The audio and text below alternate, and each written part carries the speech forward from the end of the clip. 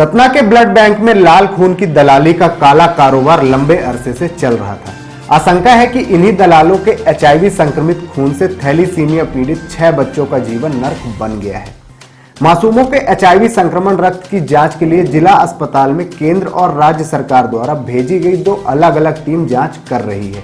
इसी बीच आज फिर एक बड़ा मामला सामने आया जिससे हड़कंप मच गया है। जिला अस्पताल में पहुंचे एसडीएम को एक पीड़ित ने जानकारी दी जिससे 4500 रुपए में ब्लड उपलब्ध होने का खुलासा हुआ है।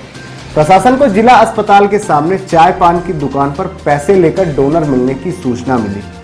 पीड़ित ने एसडीएम से मदद मांगी।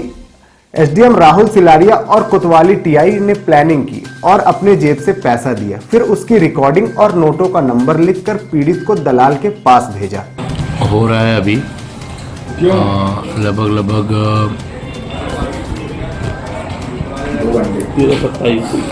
13:27 हो रहे हैं और अभी हम लोग एक कार्रवाई करने वाले हैं।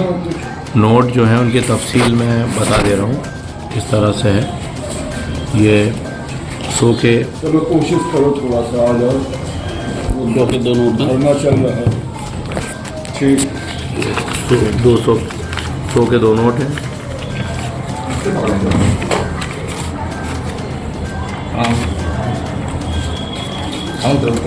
2200 रुपये के 4 नोट हैं।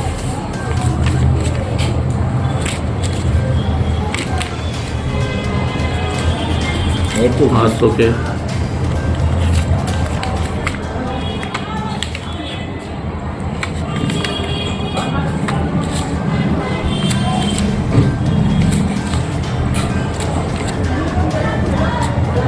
कुल मिला के 800 के मेरे पास 4500 रुपये हैं। 4500 रुपये में हम लोग आज कार्रवाई करने वाले हैं। ये जैसे ही दलाल पैसे लेकर ब्लड डोनर को बुलाया, रंगे हाथ पकड़ लिया गया। तलाशी लेने पर 4500 रुपए वही निकले जो पैसा एसडीएम ने दिया था।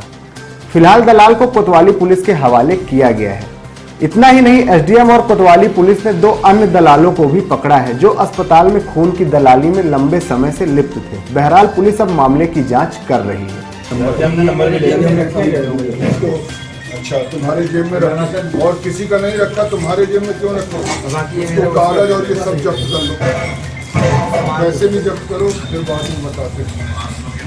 पहले से नोट करके दिए गए। ये वीडियो मैंने टाइम स्टैम्प के साथ बनाया है सर।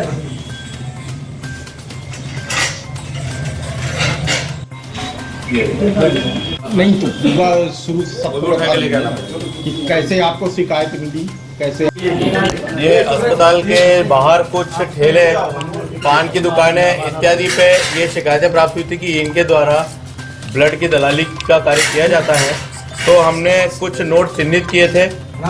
उस नोट को हम लोगों ने जब एक व्यक्ति को भेजा तो किसी ने पान की दुकान कोई था, उसने बताया कि सामने जो फल ठेला लगा है उसका वो बता देगा, वो उसका उपलब्ध करा देगा ब्लड। फिर जब एक व्यक्ति को भेजा गया तो उसने 4500 रुपये की मांग की। 4500 रुपये हम लोगों ने अपने इकट्ठे अपनी तरफ से किए।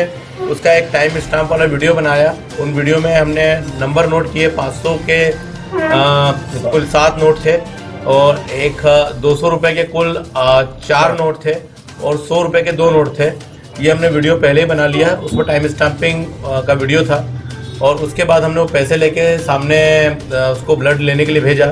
उस व्यक्ति ने बताया कि ब्लड डोनर आएगा, तब तक हम लोग तब तक इंतज़ार करिए। और उसके बाद उसने ब्लड डोनर को बुलाया। ब्लड डोनर पहुंचा नहीं, लेकिन इसने पैसे उससे ले लिए। उसके पैसे लेने के बाद हमने उसको पकड़ लिया है। उस व्यक्ति की अभी हम लोग उससे कथन ले रहे हैं कि इस प्रकार से हम लोगों को ये समझ में आया कि यहाँ पे जो कुछ दुकानों से लोग ब्लड वगैरह इस तरह से फर्जी तरीके से लोग उपलब्ध कराते थे बाहर से दलाली के माध्यम से। तो अभी हम लोग ये जो दुकान है ये भी अवैध दुकान के रूप में ये लोग यहाँ पर खड़ी करते हैं। हम कार्रवाई कर रहे हैं इस पर भी।